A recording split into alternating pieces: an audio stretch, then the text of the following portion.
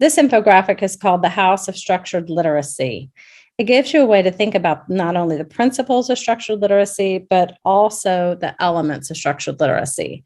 So, when you are looking at this, we'll be diving into this much more, but when you're looking at this, a way to think about it is where we usually start with reading is here with letter sound connections. That is one of the key pieces that people focus on. Let's teach the children their letter sound connections. We'll teach them how to blend sounds into words, how to segment words into sounds, and then read phrases and sentences, ultimately looking at reading books.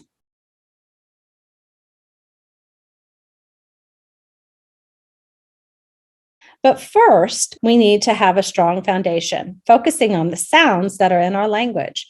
Children begin to hear the sounds in our language when they are first born. At birth, they begin to hear those sounds. They listen to stories and they sing songs. They might hear rhymes or poems that are written with alliteration. They may clap syllables or fill the beats that are in words. Perhaps they're even identifying the sounds in our spoken language without ever attaching it to letters, just orally.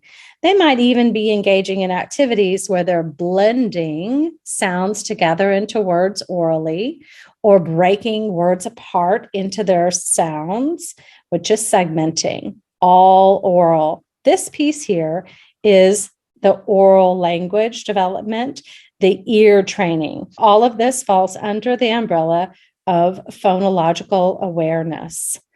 Here's that word, phonology.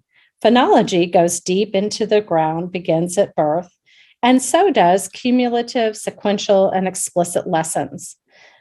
Those lessons begin when children are very young, even if they're very informal. All of these skills begin at birth and they develop over time. We can see that these skills grow and they begin growing whenever the brain is stimulated with these activities. Unfortunately, for some children, the brain isn't stimulated very much around these activities. The other pieces to be mindful of around structured literacy is that, particularly in the Brain Friendly Reading Program, that we engage in activities that have meaningful repetition, that our work with sentences involves the use of the study of syntax, that word order matters, that we're making meaning out of the words that we're reading and writing, that's semantics, that we have a focus on syllable division, and also looking at syllables not only for reading, but also for spelling.